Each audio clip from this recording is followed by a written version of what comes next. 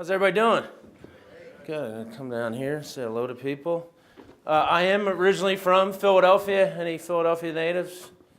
Yeah, you can go. Let's go Eagles, right? We got another long suffering. What's that? We're undefeated every year, man. I'm delusional. I'm a manic depressive. I'm very manic right now, and by December I'll be depressed. I mean, that's the mojo. Well, welcome. My name is Robert Kelly, and I've been with Carnegie for about 13 years, and wear different hats. I do business development, also do training, certified in all our programs, and I do coaching, one-on-one coaching. And I just want to thank Ocean Reef for having us. This is wow. My associate Manoli and I came down last night and had the opportunity to get greeted by. Do you guys do that normally? Ocean Reef. Where's the Ocean Reef staff? Like everybody? Yeah. All right. But, the big welcome. I usually get stuff thrown at me. They usually don't start clapping for me. They're usually throwing stuff at me. But and then the meal, absolutely outstanding. So thank you very much for your hospitality.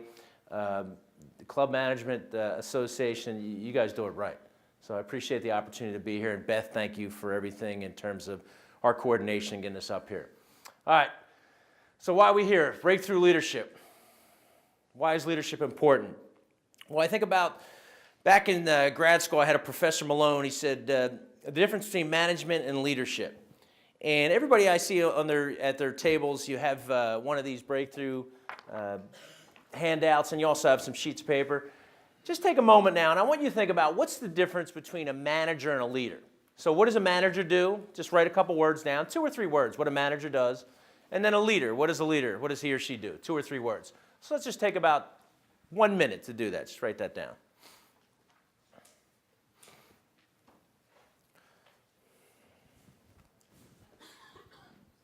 You get the good side? Okay.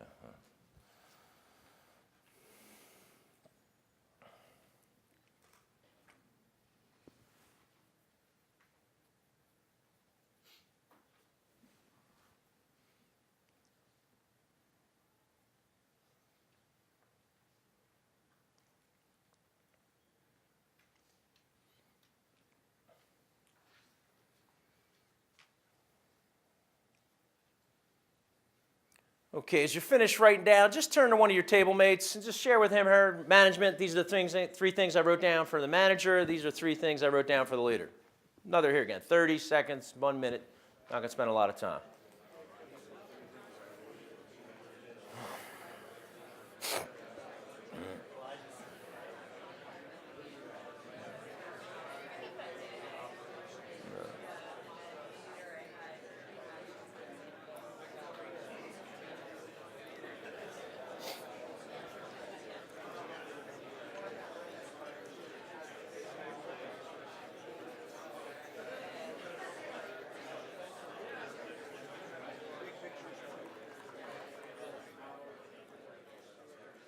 All right. Manager. Just shout out words. When you say manager, what does he or she do? Just shout them out.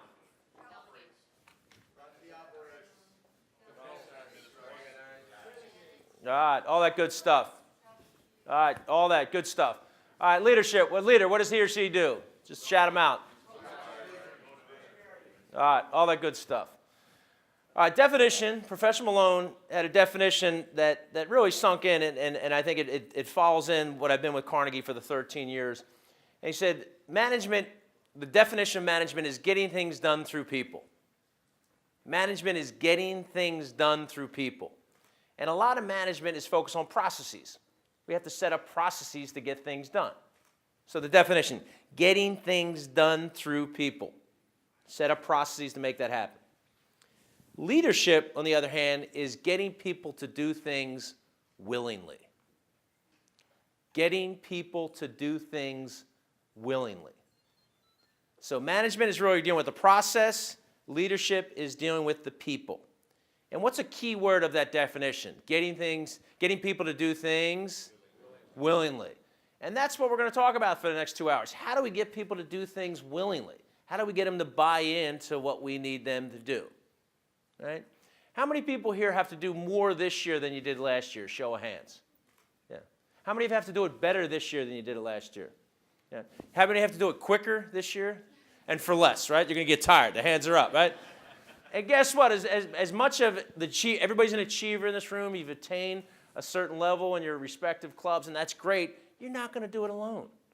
You're going to need people. So we're going to talk about how do we get people to buy in to what our vision mission is to help us succeed. Sound good? All right. I know we had some Carnegie grads. I spoke to a couple of them last night. I know Bernie. I was sat down with Bernie and Mark. Mike Calloway, I know, was a big Carnegie grad. Who else? Any other Carnegie grads in here? Spoke to? Okay. So real quick, just who we are. We've been around for a long time, 105 years. Started by a guy named Dale Carnegie. Oh yeah. All right, you got the story, right? All right. Good stuff. So that just gives you a little idea of our background. This is our methodology, and I want to go over this because this is important. And over on the upper left, you see things about results: more, better, quicker, for less. So how many of us have to do more this year? That's really the quantity. We got to get more members. We got to get more revenue, whatever it may be. We got to do it better. What does that have to do? That has to do with quality. How, customer member satisfaction, member retention. It's a lot easier to retain our members than it is to constantly go out and get new ones. How can we do it quicker? That has to do with time. How do we be more productive in what we do? And then for less, got to save some shekels. So ultimately in Carnegie, whatever I get up and speak, it's got to be a purpose. Why are we here? So that's here. We're talking about getting people to do things willingly. It's really about this, about results. How can we help our respective clubs achieve greater results? Ultimately, Carnegie's secret sauce is to that you move to the right, and this thing called attitude. Need to, want to, can do, and will do. And I'm impressed. This is the last of 3 days, and usually when I give a talk, I have 3 types of individuals in the audience. The first type, I call them the vacationers. And who are the vacationers? These are the people that they need to be here. It's a beautiful resort. They need to be here, and they want to be here. This is good. The food, breakfast was outstanding. I'm going to meet some friends, and it's kind of like a vacation. It's I'm not at the club. I don't have to do any work, so I'm just having a good time. That's one group. The second group I like to call, these are the hostages. These are the hostages. Oh, we got some hostages. Okay, all right. These are the people, they need to be here. So-and-so said, hey, you need to go to this conference. And you're like, I don't want to be here, man. Come on. I got renovations going on. I got stuff going on. And they're just like, fighting it a little bit. And then the third type are the learners. They say, you know what? I need to be here and I want to be here. If I get 1 or 2 things from this guy, Dale Carnegie, it'd be worthwhile. So whatever you're at, whether you're vacation or hostage or learner, it all starts right here, the attitude, the need to and want to. And when you think, let's drill this back not only for you, but also for your respective clubs and your people. How are you going to get people to do things willingly if you don't understand their needs and wants? So a lot of stuff we're going to talk about, it's not rocket science. I always tell people it's common sense. It's just not common practice. And there's a big difference between knowing and doing. And that's what Carnegie, we help people to do stuff. Because, I know, hey, I get this. But if you're not doing it, do you really know it? So we start off with a good attitude. We're going to drop some knowledge. We're going to go through some techniques and tools so you can take away. And then ultimately, we're going to have that skill. We're going to practice. As a trainer, as a speaker, it's one thing to get up and say, hey, this is what we're going to do. This is why it's important. More importantly, is like, let's practice. Let's try something out. Let's see if it works or not. And then ultimately, we want to develop that, get those results. Sound good? Really good? All right. So what is our agenda? First agenda, if you want to flip over, everybody got their nice sheets here. We got some objectives. So what are we going to be talking about for the next hour and so, 2 hours? Well, it says gain insight in the top 3 leadership trends. We're going to go through these 3 leadership trends, and we're going to focus in on one in particular because it really helps us drive the willingness, the cooperation that we need to get from our people. Secondly, we're going to talk about values and the importance of values. And values are what drive behavior. And do we understand the values of our people? Do we understand our values, number one? And secondly, do we understand the values of our people to help us drive to get those results that we're looking for? And then last but not least, we're going to talk about some techniques to gain cooperation and influence others. All right? So flip over next page. So introduction page. You have your name, organization, biggest challenge you face in your role as manager, supervisor. Okay, all right. So apparently we these handouts. If we can share some of these handouts, great. Do we have sharers in here? We all got a hostage. This is mine. You're not taking it.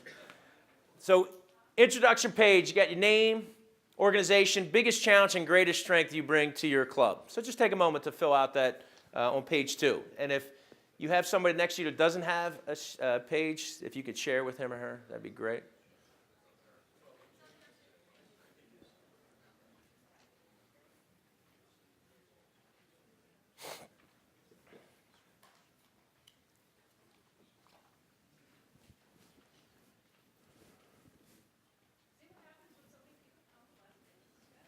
That's good. So we've got a lot of learners in here.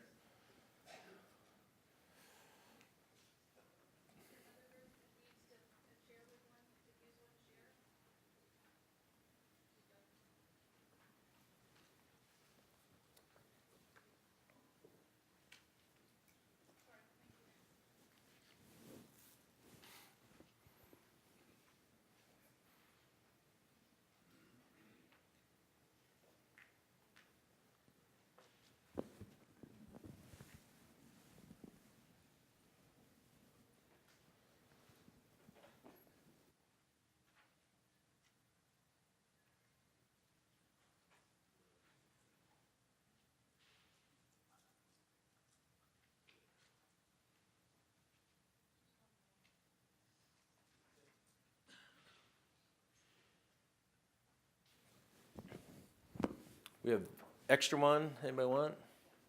Yep. Take it. Sorry, back there. Yeah, you're welcome. You need one as well? All right, I'll get it.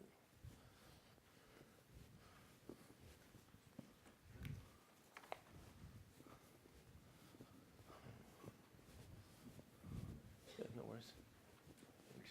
Yep.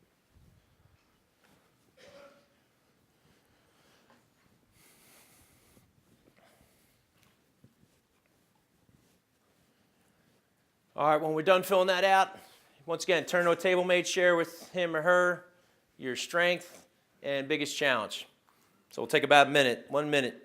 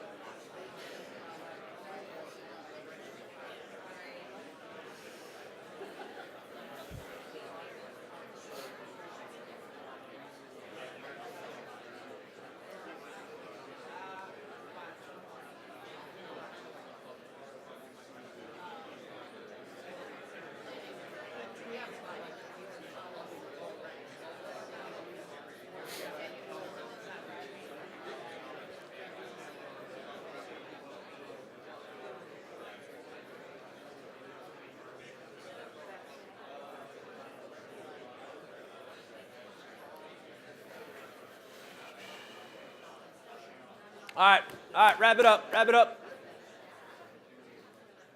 All right, so what we're going to do is we're going to have one at a time. We're going to go introduce ourselves. No, we're not going to do that.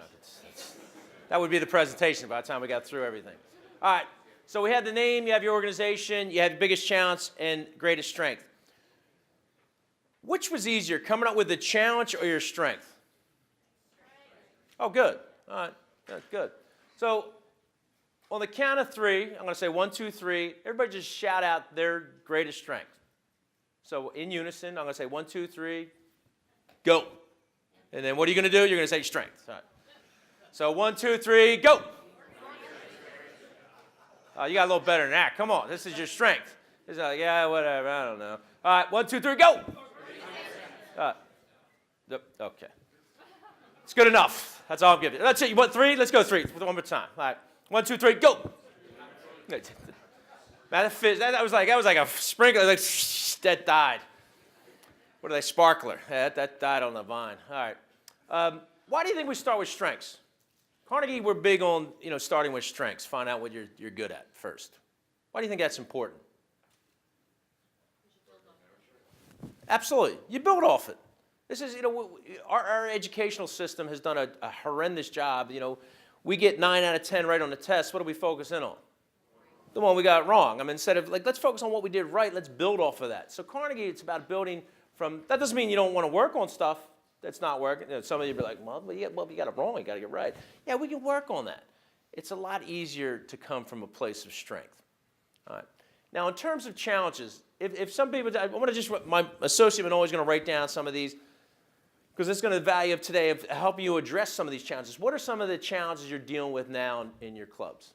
Just show, raise your hand and we'll take a couple examples. Yes? That expectation, the growing expectation of better, bigger, more, balancing that with the... Okay, so balancing the, hey, we got to do more, better, quicker for less with the resources. All right. Thank you. Who else? Yes? Multiple departments, dining areas, trying to get everybody on the same page. Okay, yeah, so breaking down the silos, get everybody on the same page. We're one club. We're not every little fiefdoms going on. All right, so everybody on the same page. Yes? Somebody over here, anybody? You don't, I'll look this way. You can just give it to me. Yeah, back there. Yep, Ron.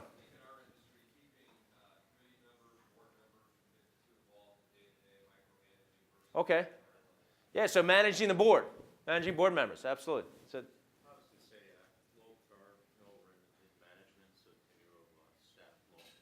So Staff has been there a long time. okay, so how to re-engage that middle management that's kind of, stale. Okay, all right.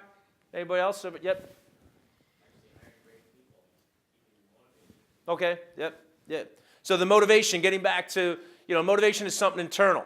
I mean, here again, can I motivate anybody in here? No, I can't. Yeah, I don't LeBron. I don't have any pixie dust. I can't motivate anybody. Who motivates who? Yourselves. I mean, I can inspire, I can influence, right? And that's what you definitely could do that as leaders in your respective clubs. And that's what we think about. When we think about influence, here, getting people to do things willingly, it's really about influence. And it's getting them to think differently, feel differently, and ultimately behave differently. And how are we going to get people to think, feel, or behave differently? Well, it gets back to that attitude. We need to understand their needs and their wants. And we're going to talk about some tools to help us do that. Because if I don't understand your needs and your wants, people checked out. And the same thing with our people. All right, anybody else? Any other challenges?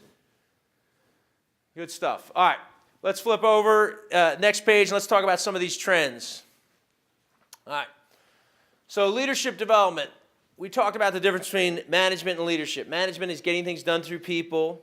Leadership is getting people to do things willingly. Now, in leadership development, in a lot of organizations, we're seeing is, there's something called culture. Everybody heard, I read a lot of articles about culture and the importance of culture. And what is culture? Culture could be the behaviors, the mores, the norms, just how we act, how we what we stand for, how we act, and how we deal with our customers, members, whoever it may be. And I read an article from the Harvard Business Review that said an organization's financial performance is based on three factors. One was economic conditions. So if the economic conditions are good, that's going to affect us. That makes sense. That was one part of it. The second was competitive advantage. what they do well. I'm sure each of your respective clubs has certain that you guys feel like this is what we do well. And the third component that indicated whether an organization is successful or not was culture. And when you think about organizations that have good cultures, strong cultures, what would be some names of some companies? Miami Heat, yep. All right, yeah. Well, LeBron was here. That was a very strong culture and very winning culture. Yeah. How about, has anybody heard of a place called Zappos? Yeah, what's Zappos? The shoes and all that. Very strong culture, very customer service focused culture. Has anybody flown on Southwest Airlines? Another strong culture. One of our clients, Apple, another strong culture. What is it about these cultures that makes them strong? It's their people. And ultimately, it's about their leadership. Because culture starts right here. You are the culture. I mean, whatever you set, the mores, the values, the behaviors, and the rest of the people are going to follow. So in terms of leadership development, a lot of things, dealing with executives, it's about questioning, what is your culture? What is your organization? What does your club stand for? Why are your people there? Ask this question of your people. Powerful. This will give you an idea of what your culture is. Just write this. It's not there. Write it down. You can ask your people, why does your job exist? I've gotten deer in the headlights, like, Robert, what are you talking about? And that tells me I got some work to do. Why does your job exist? Very simple question, very profound in telling you do they understand the vision? Do they understand where we're at and where we need to go? Or if I'm here to collect a paycheck. Whew, that's not the answer we wanted to hear. That's going to take some work. So leadership development, really, in terms of the executives, it's about this culture. Next up, you have succession planning. And this is really about this is about our bench. This is about the next generation of leaders. What are we doing for them? A lot of people get in, it's amazing. They have individual contributors. A lot of people get into management. They're really good at what they do. And the boss says, you know what, you're so good at what you do as an individual contributor, I'm going to make you the boss. And then here you go. You get the title, go, have fun. It's a completely different skill set. You go from me to we. And some people can make that transition. Others, they like to stay in the me field. Whether it's and I think primarily in sales. Hey, man, I like to go out. I'm a hunter, man. I want to do all that.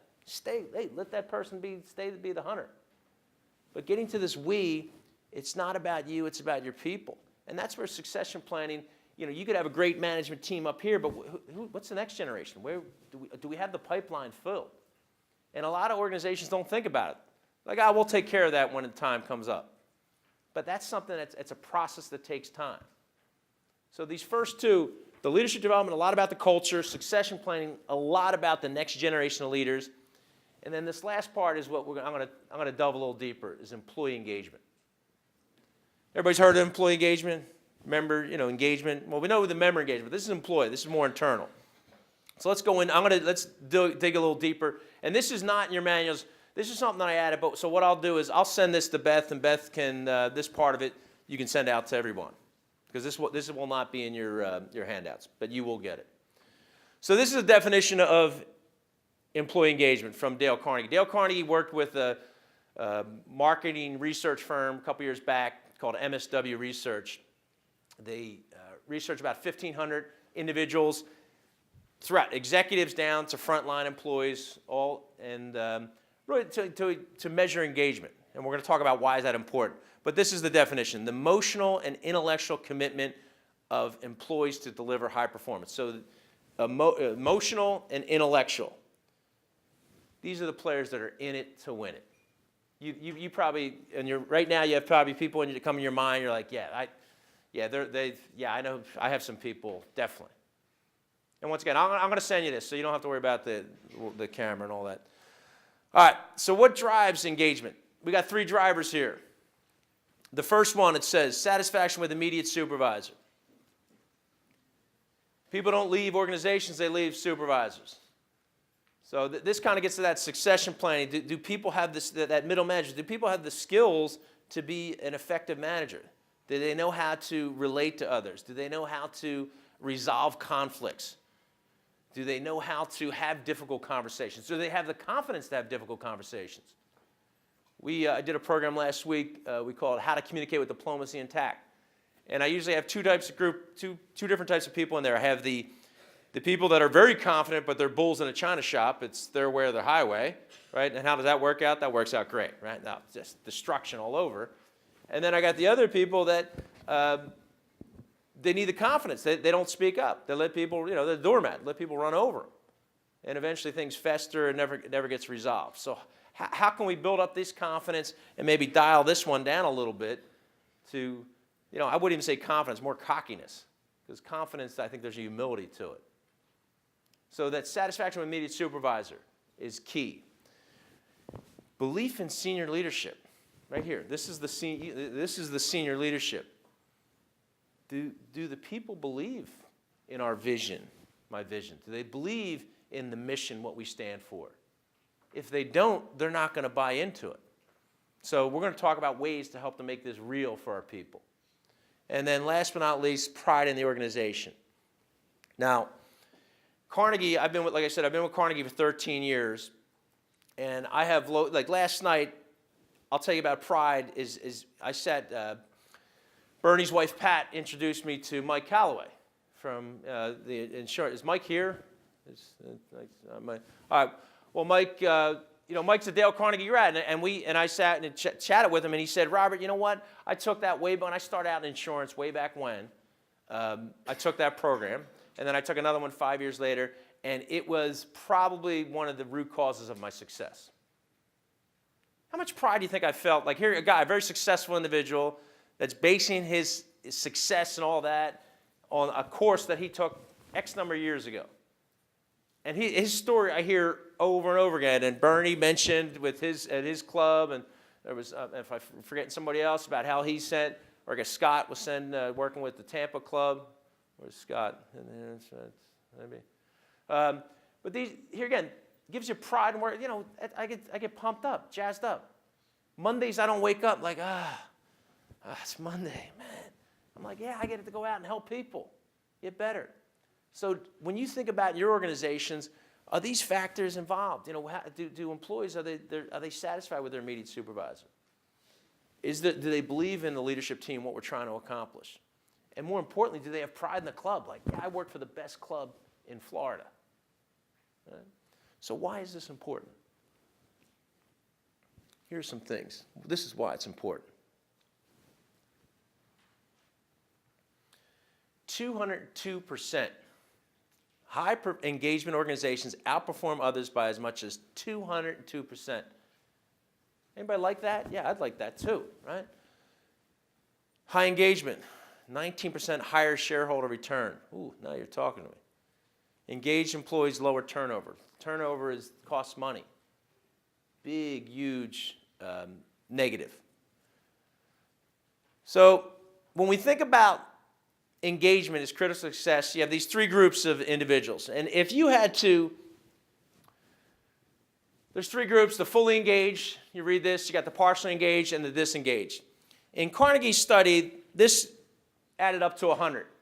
The fully engaged, what percentage of employees, here again, this was employees from frontline up to executives, are fully engaged? What percentage? Just shout out a percentage, you think. Oh, 10, we're doing this. Somebody, I'm going to go in the back because you guys are great. Thank you up here. Let's go. Give me a percentage. Just anybody. All right, thank you. Anybody. Just go percentages. 25, yeah. Just tell me to fly kite. Yeah, whatever percentage. What percentage of it fully engaged? 10. All right. The fully engaged are, in the Carnegie study, were 29%. Fully engaged, 29%. Now, is that good, bad, or pathetic? Pathetic. Thank you. Yes, that is pathetic. You are absolutely correct. Why is that? If only 29%, and other organizations have done studies, Gallup and all that, and it's usually in that 28 to 32% are fully engaged. What does that mean? We have an untapped resource. I mean, we have some work to do. Right? What would happen to our organizations if we got some of those other two? And I'm going to go down to the disengaged. And these are, the seeds of negativity and all that. What percentage do you think they are? 50. No, yeah, they're about 26%. So 29 is fully engaged. 26, a quarter, are disengaged. So these are the bad seeds. And what do we do with the bad seeds? Well, we could, there's the door, that could, but before we do that, let's find out a little bit more about them. And we're going to talk about ways to find out a little bit more, because they may have a skill set that's needed in our organizations, in our clubs. We're maybe underutilizing them, or we're putting them they're a wrong fit where they're at. I had a client who was cruise lines up in Miami. And same thing, had a person who was one of those, disengaged, bad seed, 26%, and he was like ready to, goodbye. And I said, Tom, wait a second. How well do you know this person? And more importantly, do you know what their skill set is? I don't know. I said, well, let's slow down a little bit. Let's find out. Instead of just saying poo-poo, go away, I mean, that's a cost to the organization. Let's find out if this person has something of value to offer the organization. And over the course of a couple months, some coffee here, a lunch here, he found out that this person had a skill set that was needed on his team and nobody else on his team wanted to do. What happened to that disengaged person when he put this person in the new role? Became engaged, fully engaged. So it's a win-win-win. Win for the person, win for him as a manager, and win for the organization. So that's where we need to be innovative and creative and find out from our people, once again, find out what their strengths are. All right? So we have 29%, 26 down below, and the partially engaged. Who wants to do the math for me? 45.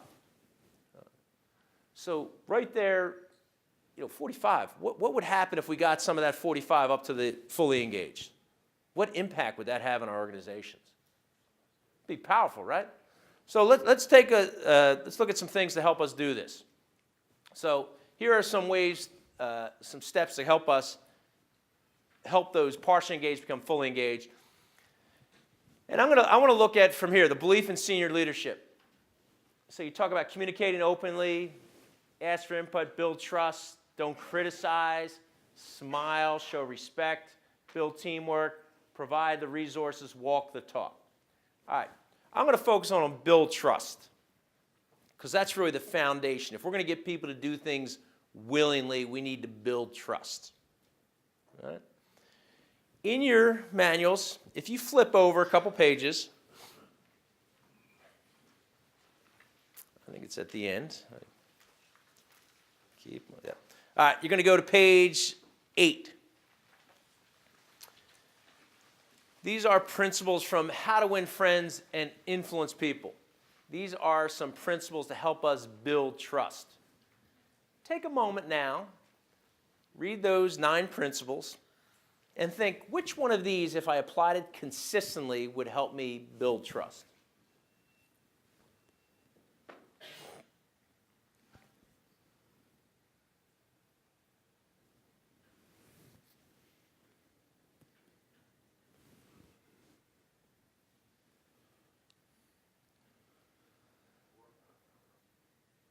Number 4, so become genuinely interested in others. Why is that? Why number 4?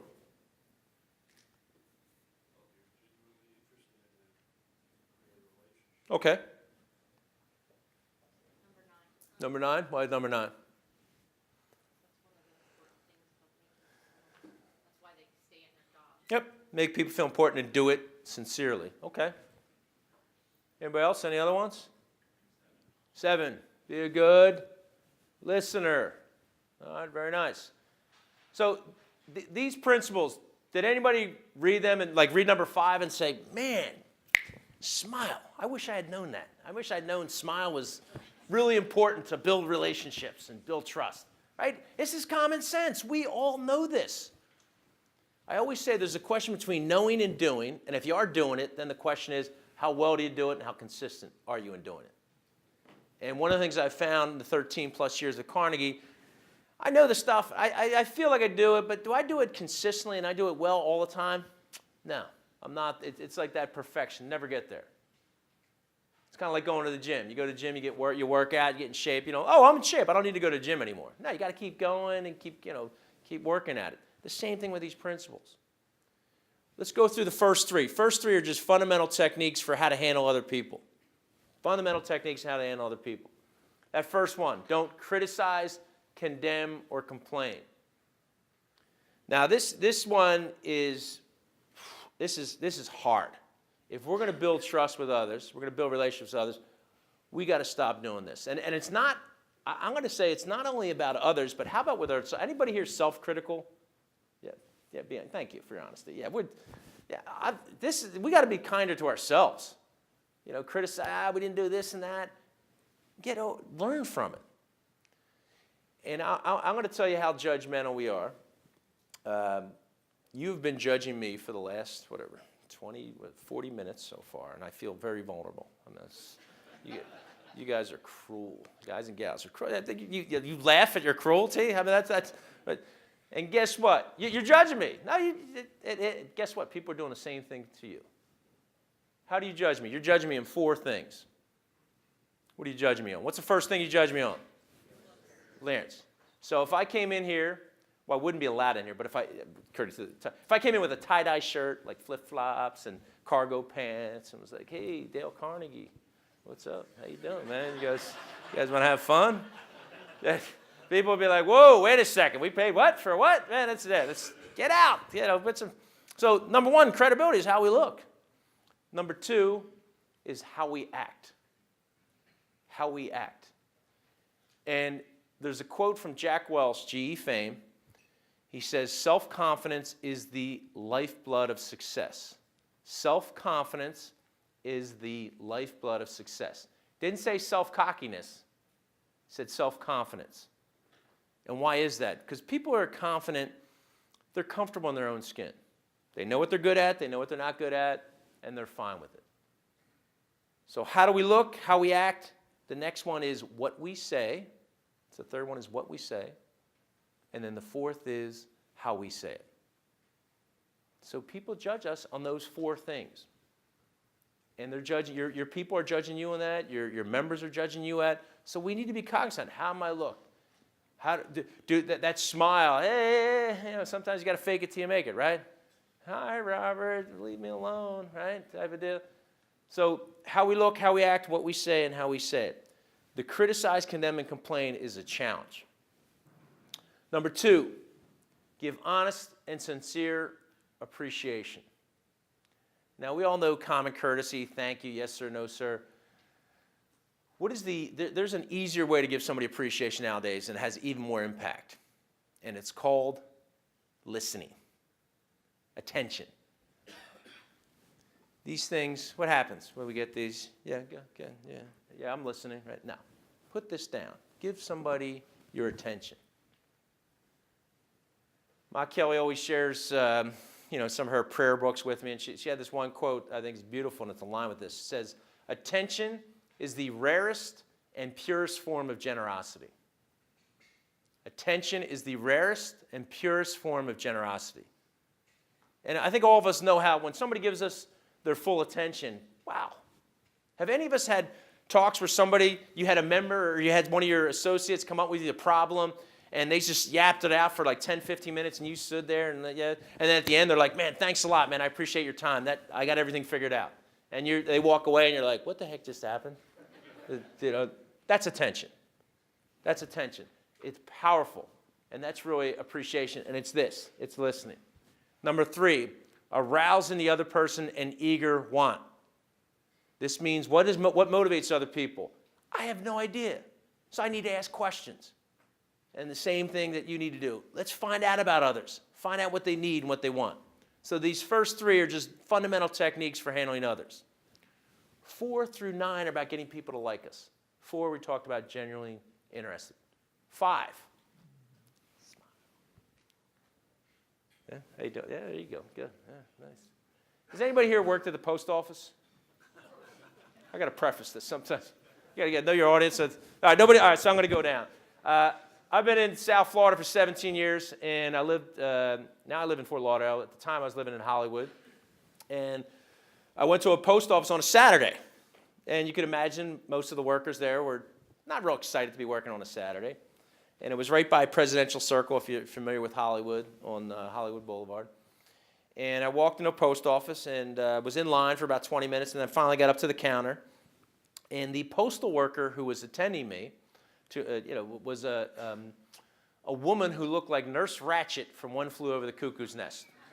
So if you haven't seen the movie, YouTube it, just Nurse Ratched, just like, no, I mean, there was no blood. It was like Mrs. Frankenstein. This person was not happy. And she took care of my business, and then me being either a wise guy from Philly or this Carnegie thing, she asked me a question. She said, is there anything else I can give you? And I said, a smile. And this expressionless, like emotionless woman, it was like a volcano. I saw her stomach move, boom, boom, boom, boom, and she started laughing. Guess what happened? Every time I walked into that post office and she saw me, what she did? She smiled. Her coworker should have said, here's a check, man. Thank you. Can you come in more often? And just stand there and just like, I mean, I probably made life a lot more comfortable for people. Smile's powerful. It's contagious. But why we don't do it? Like, I haven't gotten my coffee yet. Smile, right? We know it. Are we doing it? The name, you did the name, number 6, name sweetest and most important sound. Ron White, excellent. Name's big time important. You went through that yesterday. 17. 7. Be good. I'm jumping. Bring it back. 80% of this, 20% of this. The 80-20 rule. Let's do more of this. As leaders, we need to do more of this. And then 8, if we're going to talk in terms of the other person's interest. And then number 9, if we do all this, make the person feel important. So great, we got these tools. Would you be interested in being able to apply principle number 4, become genuinely interested, principle number 7, be a good listener, and principle number 9, make the person feel important? Would anybody be interested in learning a technique to apply those 3 principles? You don't? I grew up on TV. I'm sorry. The way hands work? There you go. All right, good. All right. So you can put everything down. I'm going to give. Let's get some energy going in this room. So, in Carnegie, we have a technique we call a relationship building model. This is a technique we use to engage others and really start the process of building trust. And I guess similar to that name remembering, one of the ways we could do that is think in terms of pictures. We have an unbelievable capacity. Between these 2 ears, we can remember 10 million books. So, in terms of pictures, if I said to you, red car, what type of red car would come into your mind? Ferrari, any red Corvettes? Any Prince? Give it up for Prince, right? Yeah, red Corvettes. So we had a sports car. Did any of us have Corollas or, a Mini or something? No, but I just want to make sure we're on the same page. I mean, we're thinking sports car. All right. So this relationship building model, what we're going to do is I'm going to give you a series of images, and you're going to work with me, right? You guys going to work with me? All right. And then at the end, I'll explain the method to the madness. Sound good? All right. So what is it? Relationship building model, why is it important? To engage others quickly and easily to help us build some trust. All right. So the first image we're going to think of is going to be a nameplate. But this nameplate is going to be 8 feet high by 6 feet wide. So if everybody can get their hands up, this is we're like at a wedding. This is our YMCA moment. All right, so we got 8 feet high, all right, and 6 feet wide. We got the nameplate. All right. On top of the nameplate is going to be a globe of the world. Everybody give me a big globe. Big globe. Ah, nice. What color you want your globe?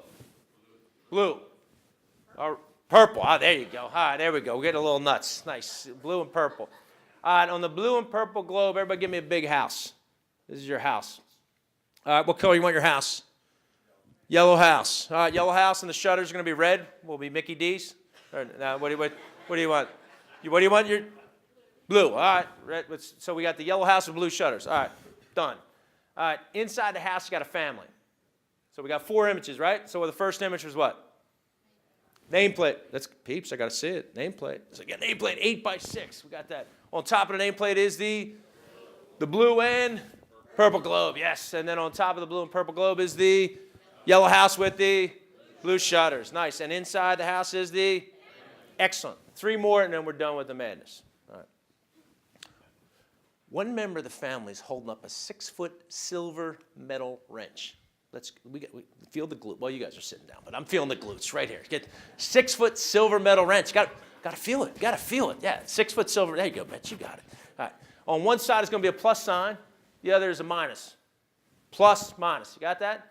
And then coming off the minus sign is going to be a golf bag.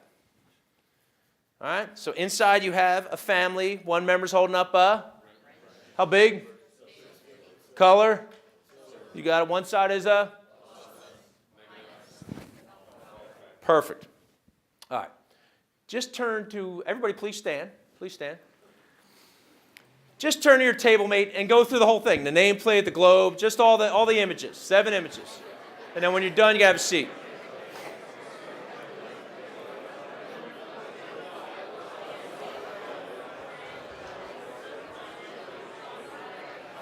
Perfect.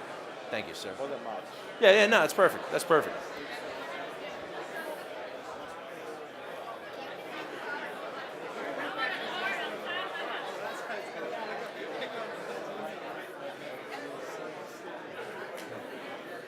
When you're done, have a seat. Have a seat.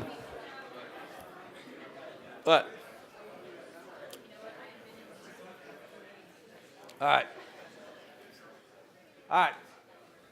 So what does this mean? So the purpose of here is getting back to building trust. We want to build trust with our team members, with our club members, with our vendors, suppliers, and this is a technique that help us start that process. And these images, what does it mean? When we go out and meet others, who are we usually thinking of? We're thinking of ourselves. So we need to get out of our head. We got to stop thinking of ourselves, and we have to focus in on others if we really want to get good at this. And one of the ways to focus on others is by asking questions. So these images help provoke questions to ask. So the first question, the first image was the nameplate. So the question would be, what is your name? The globe of the world is, where are you from? The house is, where do you live? Inside the house, tell me about your family. That's it. Tell me about your family. If they don't want to talk, boom, move on. Don't worry about it. The wrench is, what do you do for work? The plus is, what do you like about what you do? The minus is, we don't like our challenges. Sometimes people don't want to talk, but what are your challenges at work? And then the golf bag is, what do you do for fun? So this is a way to start the process of engaging people quickly and easily. So in Carnegie, we don't just give you something, hey, that's great, let's practice. So what we're going to do, I have 9:23, we're going to take 10 minutes. We're going to take 10 minutes, and I'm going to give an opportunity in a moment. I'm going to ask you to stand and just partner off with one person, maybe somebody you don't know that well, and each of you will have 5 minutes, just what's your name, where you're from, where do you live, tell me about your family, what do you do, what do you like, what don't you like, what are your hobbies, and the 5 minutes switch, and at 9:33, we'll come back here. Questions? All right, please stand, find a partner, 10 minutes, you guys right there, do it. Yep.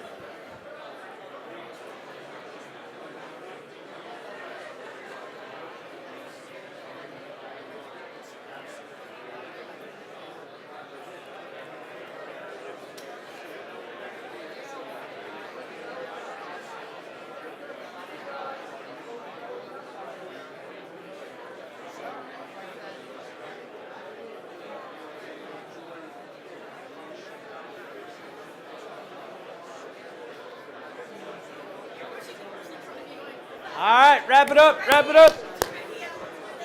Wrap it up.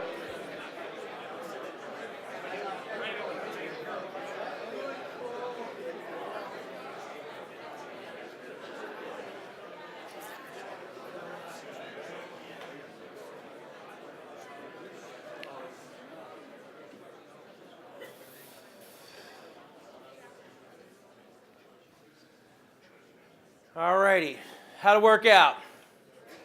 Get some stuff, finding some information about. So was it difficult asking the questions? No. So when we go out and apply this is how it's going to work. And say, hi, what's your name? Ken. Ken, okay. Where are you from? Washington. Okay. Where you live? You're going to do all this, right? You're going to do it? No, I'm not going to do it either. If I do it, you're going to run out the door and be like, this guy's cuckoo for Cocoa Puffs. Right? We're not going to do that. But what's the purpose of this exercise? What are we trying to do? That's it. You got it, Ken. It's connection. That's all. We're just trying to find a connection, right? And when we find that connection, what's going to happen? There's going to be some commonalities, and then we're going to explore more. People get more comfortable. They start opening up. It's powerful. I do a lot of networking over on the right coast. We're on the right coast, Fort Lauderdale, and Miami. And I was at a networking event talking to a gentleman named Tony. He was a CEO for an IT company, and he was giving me one of these, and it wasn't cold. So basically, if you take a communication 101 class, what does this tell you? It's like, hey, buddy, take a hike. Go fly a kite. I'm done with you. I'm done with you. No conversation for you. And one of the things that, I travel around a lot. My wife and I travel a lot and love to travel. So I'd like to ask that second question, where you're from, and especially down here. I mean, people from all over the place. And I didn't ask it for Tony for some reason. And then I finally got to, he finally stuck his hand out and he said, are you a reporter? You ask a lot of questions. I mean, this guy was giving me the bird. He was just telling me to leave me alone. I was like, I'm like a pinata at this point. I'm like, all right, whatever. Let me see if I can salvage something here. And I said, Tony, I'm curious, where are you from? You wouldn't know. Okay, strike one. I said, humor me. At this point, I'm like, right here, just give me this shot. He's like, oh, I'm from the Philadelphia area. I said, oh, really? Whereabouts? You wouldn't know. I was like, oh, we're not getting any. So baseball analogy is like two heaters right down the pike. Boom, boom. All right, this guy, I got to swing the bat. So finally I said, Tony, that's interesting you're from Philadelphia. I'm from right outside Philly, Delaware County, a place called Havertown. Guess where Tony grew up? From 2 to 15. Havertown. Then his family moved down here. All his uncles stayed in the area. They all went to Villanova University. Guess who went to Villanova University? This guy right here. Do you think the nature of that conversation changed? Yeah, I'm a big sports guy. He's a big sports guy. I said, the Eagles stink, blah, blah, blah, and all that good stuff. Yeah, you got to get in there. But the beauty is, do you think it's a lot easier to transition to his business? From that social conversation to get into the business conversation? Absolutely. Hey, tell me a little about your business. What's working? What's not working? Right? So does it happen that smoothly all the time? No. But if you're curious, Carnegie says, be interested and you'll be interesting. So if we focus in on others and really find out about them, they're going to be interested in us. They're going to reciprocate. So when you think about this technique, and I've been with Carnegie 13 plus years, and I'm pretty social, but I just love this technique because it gives you some structure in your conversations with people to really help us understand them a little bit better, make them feel more comfortable, because then if they're comfortable, then I can find out really what their needs and their wants are down the line. And once I understand their needs and their wants, then I have a shot of possibly influencing them in some form or fashion. So based on that, a couple challenges you mentioned about managing board members, re-engaging the middle management, motivating staff. How could a technique like this, relationship building model, help us with those three challenges? How could it help us motivate staff? Yeah. Find out what they like and help to provide that. Yeah, find out what they, not only what they like, but find out what they're good at too. Maybe they have a skill set that we're not aware of, and we're like, oh, wow, I never knew that. Maybe you can help us out. Absolutely. Yes? You making them feel comfortable and like you actually care about them helps them want to be at work and love their job more. So that helps motivate them. Attention is the rarest and purest form of generosity. How did people feel when you were getting questioned? You're like, did he ask me about my hobbies? How dare you, right? No, you're not. I mean, the family people, don't ask me about family. But everything else, they're pretty light questions. Where you from? Like, where you're from, people either love where they're from or they hated it.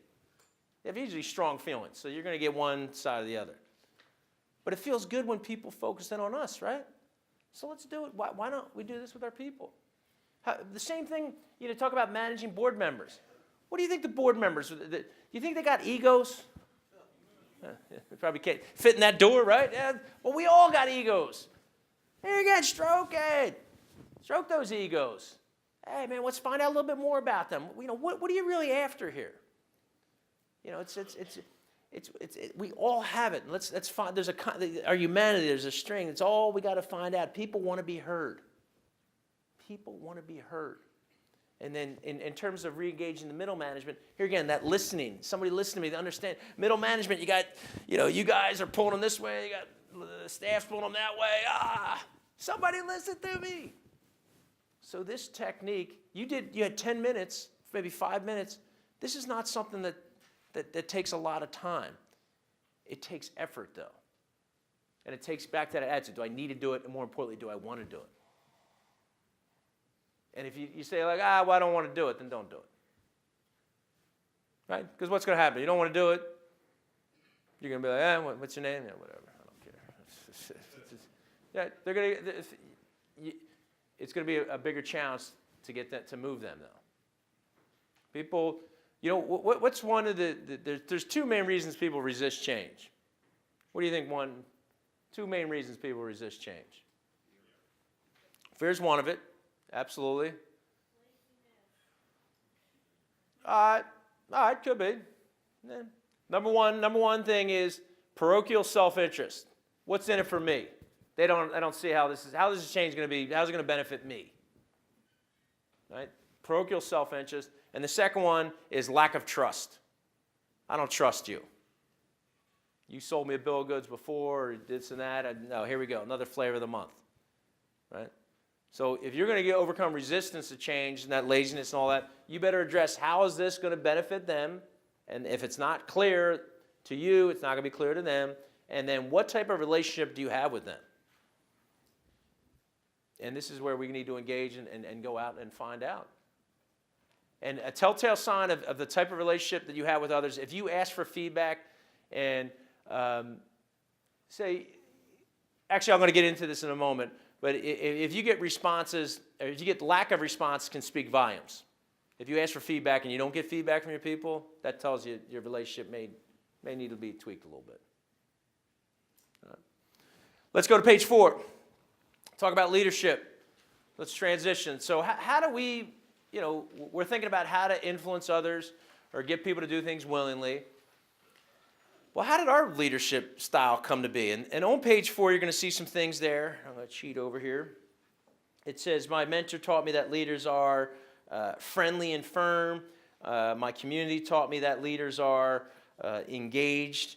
In school, I learned that leaders are organized. As a teenager, I saw leaders as authoritative. From previous leaders, I learned that leaders are service-oriented. Take a moment to those five questions. Just write down. What first, a couple words that come to mind.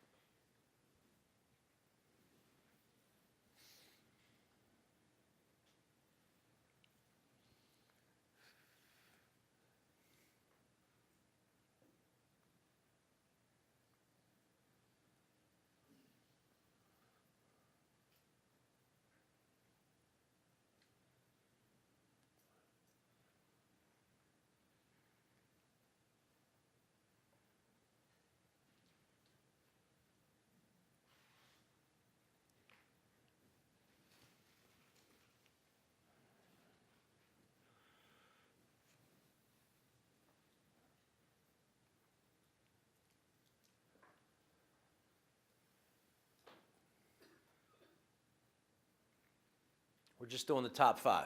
We're going to get to that bottom part in a moment.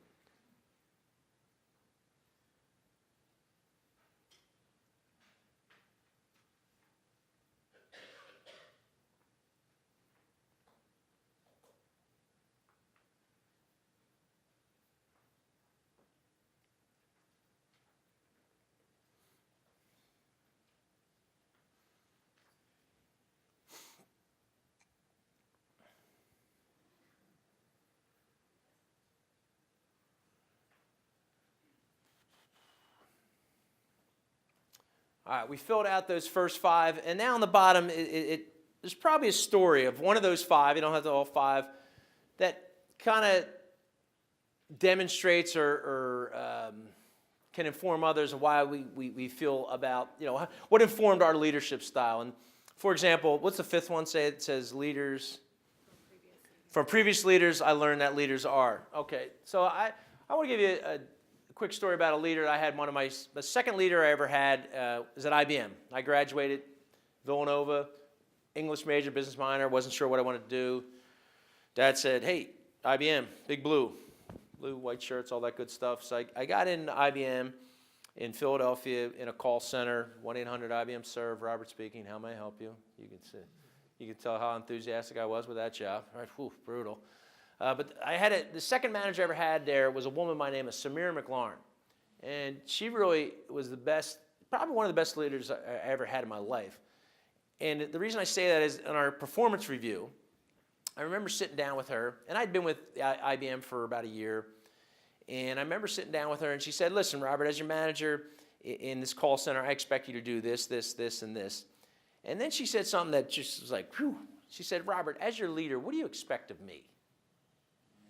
And I grew up in a big Irish Catholic family. I'm one of 6, 3 brothers, 2 sisters. You know, you do what you're told and everything works out, whatnot. So here was somebody saying, hey, you know, if you do your part, what can I do to help you to get to where you want to go? And I wasn't, wow, okay. And it's something I've taken with me ever since. And, not, you know, as a leader, as a coach, as a trainer, it's not only, hey, this is what I expect of you, but what do you expect of me?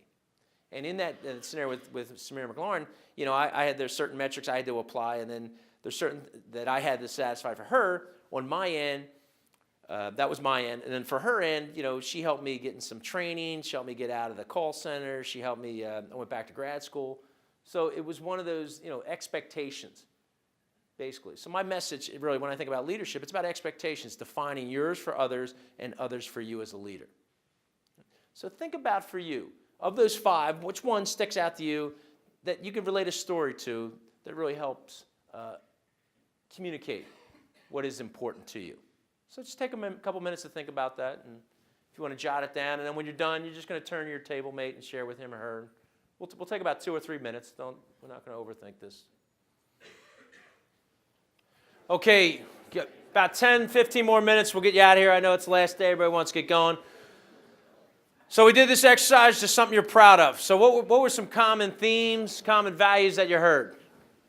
Just shout them out. You got it. So family, giving back, mentoring, developing, all that good stuff. So when we think of values, this interview, you got to warm people up first. So the factual causative, warm people up, and then get into the values. That very simple question of what are you proud of? Or what's, you know, personally or professionally, will tell you a lot about an individual.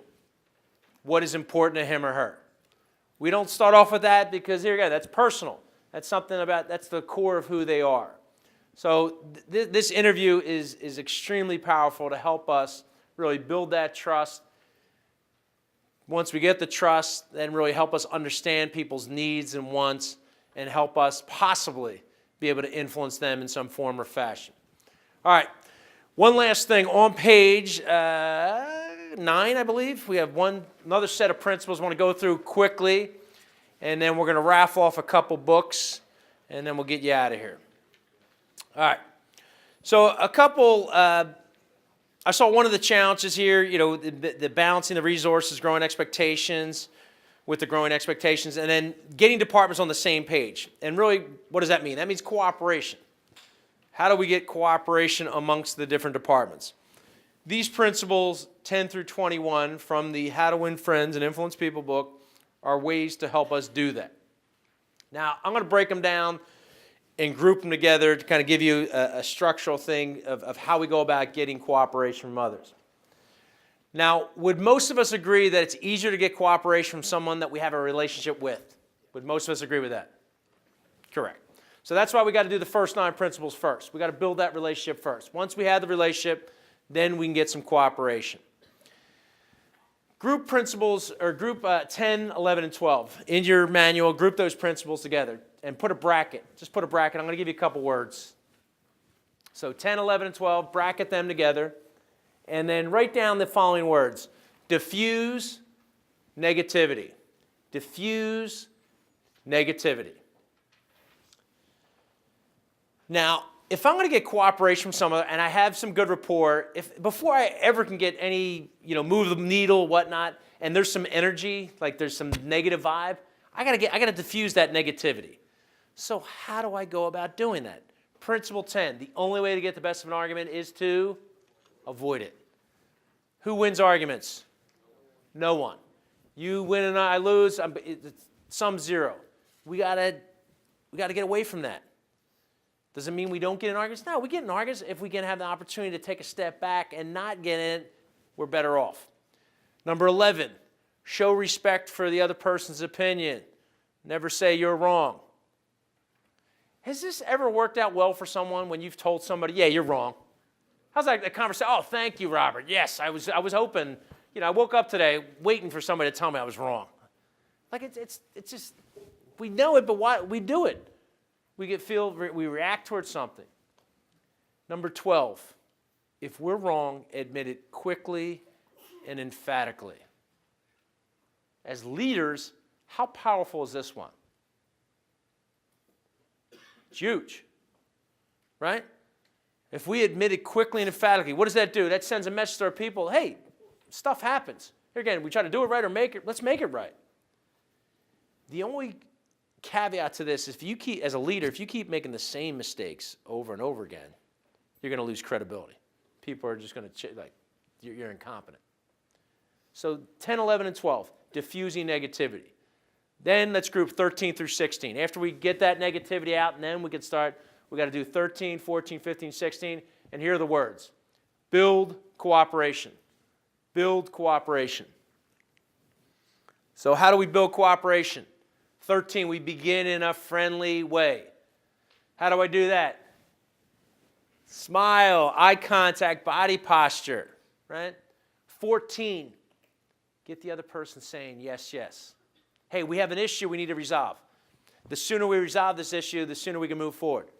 Yes, yeah. Okay, boom, the yes train is moving.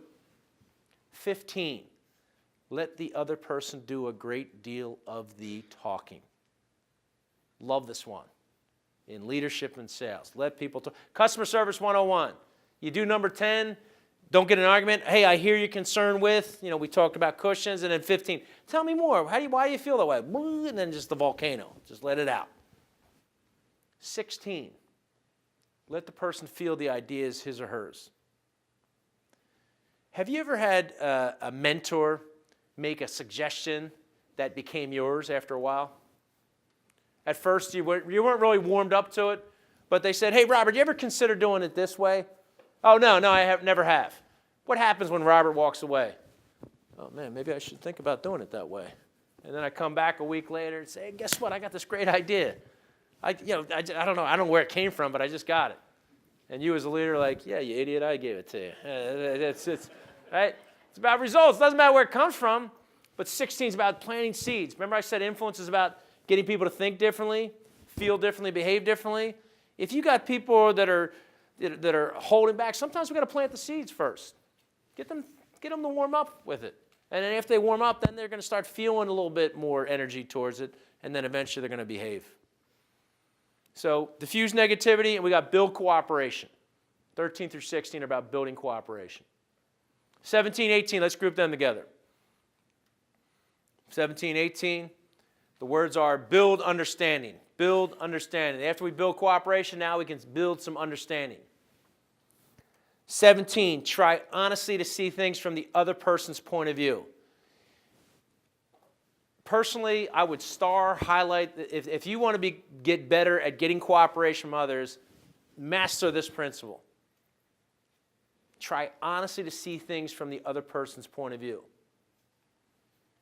If we can do this, it's going to help us influence, help us persuade others. Absolutely. 18, be sympathetic with the other person's ideas. So what's the difference? 17 is intellectually, we get it. 18 is not only intellectually, but emotionally, we're buying into it. Like, yeah, I can see that. I buy into it. So we diffuse negativity, we build cooperation, we build understanding. 19 through 21, group them together.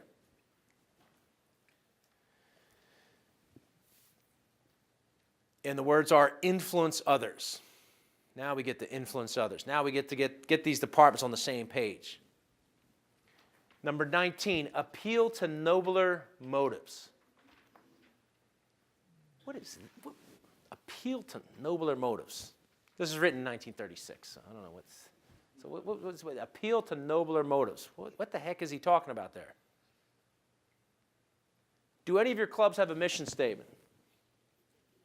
That's a nobler motive. Hey, we're here to serve our club members. We're here to serve the greater community, whatever it is. It's something greater than ourselves. That's what higher calling, exactly. That is what a nobler motive is. Something beyond ourselves. 20. I'm so happy you guys are here today. Yeah, this is great. Thanks for coming. No, this is great. Thanks for being here. Sometimes we got to bring it, right?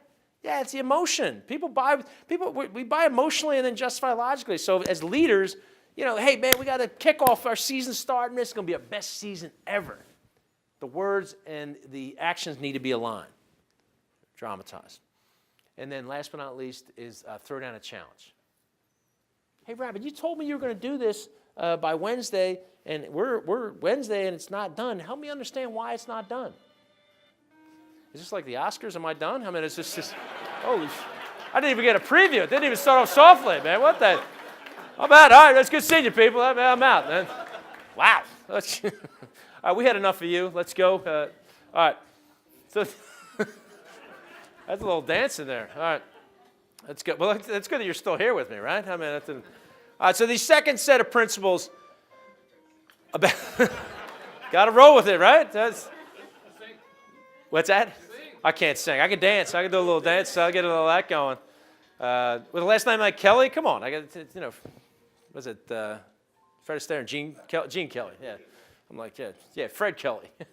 Yeah, the great dancer Fred Kelly. You know him. So the second set of principles are really about getting this cooperation. So we got to diffuse negativity, build cooperation, build understanding, and influence others. All right. So when we think about, and we're going to start. You got a cigarette, Nick? Welcome to the Ocean Reef Club. We're going to have maybe I do need the mic. Maybe it's. All right. What we're going to do now is we're going to wrap this up because I can't compete against that. So.